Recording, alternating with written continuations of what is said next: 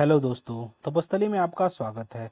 आज तारीख है 14 मार्च 2022। शिक्षा संबंधित क्या न्यूज है, आइए एक एक करके देख लेते हैं। वीडियो शुरू करने से पहले वीडियो आपको पसंद आया तो लाइक और सब्सक्राइब जरूर करें। आज की पहली न्यूज है, बोर्ड ने सभी मांगों पर जताई सहमति। प्रयागराज से न्यूज है, रेलवे भर्ती बोर्ड ने non technical popular category NTPC के परीक्षा परिणाम के विरोध में प्रदर्शन करने वाले अभ्यर्थियों की मांग पर बोर्ड ने अपनी सहमति जताई है।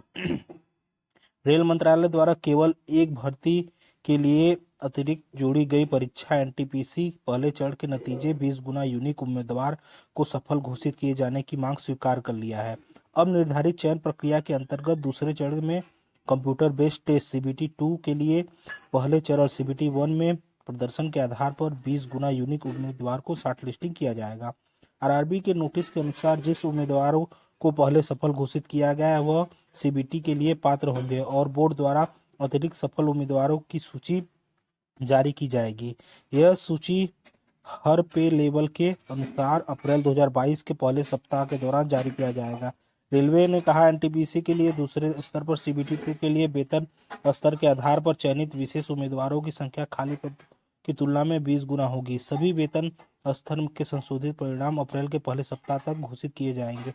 वेतन स्तर पर के लिए स्तर की सीबीटी मई में और अन्य वेतन स्तर के दूसरे चरण की सीबीटी एवं निश्चित अंतराल के बाद आयोजित की जाएगी। रेलवे ने ग्रुप डी के कर्मचारियों की भर्ती के लिए लेवल 1 परीक्षा 2 कंप्यूटर बेस्ड आधारित के माध्यम से कराने अपनी नीति में बड़ा बदलाव किया है। अब केवल एक ही बोर्ड परीक्षा होगी। अगली न्यूज देखते हैं क्या है। लिखित परीक्षा में उलझे अभ्यर्थी, प्रवक्ता जीआईसी की पहली बार हुई लिखित परीक्षा में 91% अभ्यर्थी शामिल। प्रयागराज से न्यूज है, प्रदेश में राजकीय इंटर कॉलेज जीआईसी में प्रवक्ता पदों के लिए पहली बार लिखित परीक्षा आयोजित करने का संकल्प लिया गया था। अभ्यर्थियों को सवाल तो संतुलित लगे, लेकिन सवालों की संख्या अधिक होने से पसीना छूट गया। बड़ी संख्या में अभ्यर्थी पुराने प्रश्नों तो हल नहीं कर सके। रविवार को हुई प्रवक्ता की परीक्षा राजकीय इंटर कॉलेज की मुख्य परीक्षा 2020 में 91% परीक्षार्थी ने अपनी उपस्थिति दर्ज कराई। परीक्षा 2 पालियों में 9:30 से 11:30 अपराह्न 2 बजे से 5 बजे तक आयोजित की गई थी। इस परीक्षा के तहत 16 विषयों में प्रवक्ता के लिए 1473 पदों पर भर्ती होनी थी। इनमें पुरुष वर्ग के लिए 991, महिला वर्ग के लिए 482 पद शामिल थे। इन पदों पर केवल इंटरव्यू के माध्यम से सीधी भर्ती होती थी, लेकिन पहली बार उत्तर प्रदेश लोक सेवा आयोग ने लिखित परीक्षा कराकर भर्ती कराने जा रही है, जिससे प्रारंभिक एवं मुख्य परीक्षा शामिल है। मुख्य परीक्षा में प्राप्त अंकों के आधार पर अंतिम चयन प्रक्रिया जारी की जाएगी। परीक्षा में शामिल अभ्यर्थियों ने बताया कि पेपर स्तर था, लेकिन सवालों की संख्या अपेक्षाकृत अधिक थी।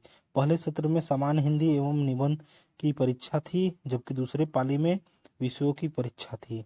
पहले सत्र में लिखित 2 घंटे की परीक्षा, जिसमें सभी प्रश्न अनिवार्य थे। इसमें अधिकतम 1000 शब्दों की सीमा में निबंध लिखना था। दूसरे सत्र में विषय की परीक्षा थी, जिसमें 20 प्रश्नों को हल करना था, अनिवार्य था। खंड अ में 5 प्रश्न उत्तरी प्रश्न पूछे जाएंगे, जिसमें उत्तरी शब्द की सीमा 250। खंड ब में 5 लघु उत्तरी प्रश्न पूछे जाएंगे, जिसमें 150। खंड स में 10 अति लघु उत्तरी प्रश्न पूछे जाएंगे, जिसकी शब्द सीमा 50 थी।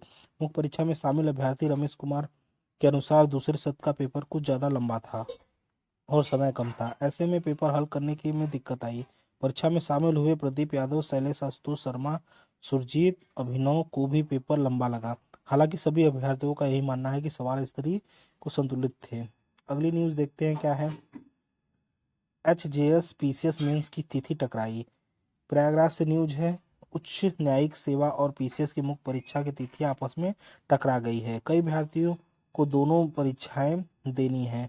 अगर परीक्षा की तिथि परिवर्तन नहीं हुआ तो अभ्यर्थियों उनमें से परीक्षा से वंचित करना होगा।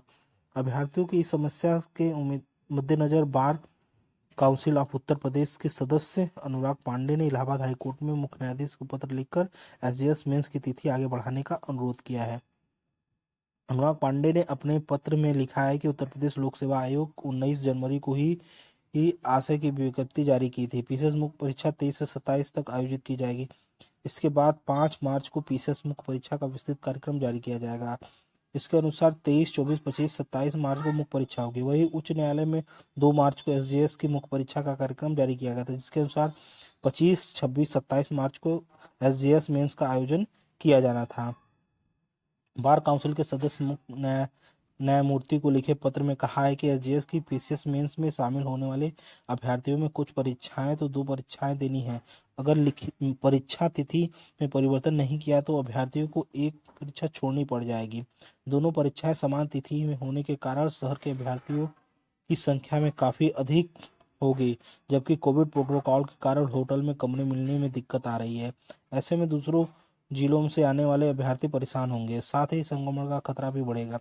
सदस्य मुख्य न्यायमूर्ति के आग्रह किया है कि एसजीएस मुख्य परीक्षा के अन्य तिथि पर कराए जाने के लिए विचार किया जाए। अगली न्यूज देखते हैं क्या है। सरकारी स्कूलों में बच्चे भलाई पर खर्च होंगे 9.93 करोड़। प्रदेश सरकार ने स्कूलों में पढ़ने वाले पहली से 8वीं कक्षा के फीस माफ कर दिया गया है। सरकारी खजाने से जिले मौलिक शिक्षा अधिकार के माध्यम से 9,93,24,708 रुपए स्कूल को भेजे हैं, जो बच्चों की भलाई पर स्कूल स्तर पर खर्च किए जाएंगे। इसमें सबसे ज्यादा नूंह जिले को, हिसार को दी गई राशि दूसरे स्थान पर है। सरकारी स्कूलों में सरकार के खजाने बच्चों को फीस भरती है, तरह तरह की सुविधाएं उपलब्ध कराती है। पहली कक्षा से 5वीं के लिए 36 रुपये प्रति बच्चा, जबकि 8वीं के लिए 94 रुपये प्रति बच्चा स्कूल खाते में जमा करवाए जाते हैं। पहली से 5वीं तक के बच्चों की संख्या 11,46,552 बच्चों के लिए प्रतिपूर्ति रूप में 41,000, 27,000, 58, 72 रुपये, जबकि 8वीं से कक्षा के लिए 6,17,594 बच्चों के लिए 5,80,53,836 रुपये दिए हैं। इनमें नूंह की सबसे ज़्यादा 1,34,650 और हिसार को 63,000, 70,000 रुपये दिए हैं। सरकारी स्कूलों में जारी 93,92,32,908 बच्चों की पेपर छपाई, स्टेशनरी, भवनों में रख रखाव सहित अन्य सुविधाओं पर खर्च होंगे। हिसार के जिले मौलिक शिक्षा अधिकार धनपत राय ने कहा है कि सरकार द्वारा जिला स्तर पर भेजी गई फीस को छात्र के अनुपात में स्कूलों को भेज दिया जाएगा, जिससे बच्चों के हित में खर्च किया जाएगा। अगली न्यूज देखते क्या है। यूपी बोर्ड ने परीक्षा के लिए जारी किया हेल्पलाइन नंबर। पैराग्राफ से न्यूज है। यूपी बोर्ड की हाई स्कूल और इंटरमीडिएट की परीक्षाएं 2022 की परीक्षाओं में शामिल होने जा रहे छात्र छात्राओं की समस्याओं का निराकरण करने के लिए माध्यमिक शिक्षा परिषद ने टोल फ्री नंबर जारी किए हैं। हाई स्कूल की परीक्षा के लिए 2781,854 और इंटरमीडिएट की परीक्षा के लिए 2411,035 परीक्षार्थी टोल फ्री नंबर 1800, 1805, 310 एवं 1800 और 1805, 312 समस्याओं का निराकरण के लिए संपर्क कर सकते हैं। परीक्षा विषय समस्याओं एवं जिज्ञासाओं के समाधान के लिए सुबह 8 बजे रात 8 बजे तक हेल्पलाइन नंबर संचालित किए जा रहे हैं। माध्यमिक शिक्षा परिषद के सचिवालय दिव्यांग शुक्ला के अनुसार परीक्षार्थी हेल्पलाइन नंबर पर दूरभाष के माध्यम से विषय विशेषज्ञों के संपर्क कर रही है, जिज्ञासाओं का समाधान कर सकते हैं। अगली न्यूज है। इंटरव्यू में कोविड व्यवस्था लागू। प्रयागराज से न्यूज है। प्रदेश के अशासकीय सहायता प्राप्त माध्यमिक विद्यालयों में प्रधानाचार्य के पदों पर भर्ती के लिए इंटरव्यू प्रक्रिया 14 मार्च से शुरू होने जा रही है। साक्षात्कार के पारदर्शिता एवं गोपनीयता के लिए पहली बार कोविड व्यवस्था लागू की गई है। अभ्यर्थी भी काफी समय से मांग रहे थे कि साक्षात्कार कोविड व्यवस्था लागू हो। यह भर्ती 8 साल में फंसी हुई है। इसका विज्ञापन वर्ष 2013 में जारी किया गया था। सोमवार से शुरू होने जा रहे साक्षात्कार के लिए 5 बोर्ड का गठन किया गया। पहले कोविड व्यवस्था न होने के कारण यह आशंका जता रही थी कि इंटरव्यू बोर्ड के बैठे सदस्यों को अभ्यर्थियों के नाम की जानकारी मिल सके और उनसे चुनिंदा अभ्यर्थियों की अनावश्यक लाभ पहुंचता है तो उसको रोका जा सके। इस तरह अभ्यर्थियों की आसानी से मालूम कर सकते हैं कि उनका इंटरव्यू किस बोर्ड में पड़ा है, उनसे गड़बड़ी तो नहीं है और भ्रष्टाचार के आरोप लगते ही कोविड-19 की व्यवस्था लागू होने के बाद विवाद की स्थिति न पैदा हो। कोविड व्यवस्था लागू होने के बाद अब न तो अभ्यर्थियों को पता चलेगा और न ही साक्षात्कार किस बोर्ड में पड़ेगा और न ही इंटरव्यू के सदस्यों के समकक्ष अभ्यर्थियों की पहचान सार्वजनिक होगी। प्रधानाचार्य के 632 पदों पर भर्ती के लिए 3,824 अभ्यर्थियों को साक्षात्कार के लिए बुलाया गया है।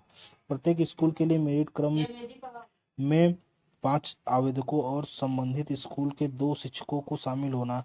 ऐसे में कुछ 4,424 अभ्यर्थी साक्षात्कार के लिए अर्ह है, लेकिन स्कूलों से 1,264 वरिष्ठ शिक्षकों की सूची नहीं मिल सकी है। चयन बोर्ड को जिला के 64 वरिष्ठ शिक्षकों की सूचना प्राप्त हुई है। ऐसे अभ्यर्थियों की संख्या 600 से कम है। ये थी आज की न्यूज़। शिक्षा संबंधित सभी न्यूज़ पाने के लिए आज आप हमारे चैनल से जुड़ सकते हैं।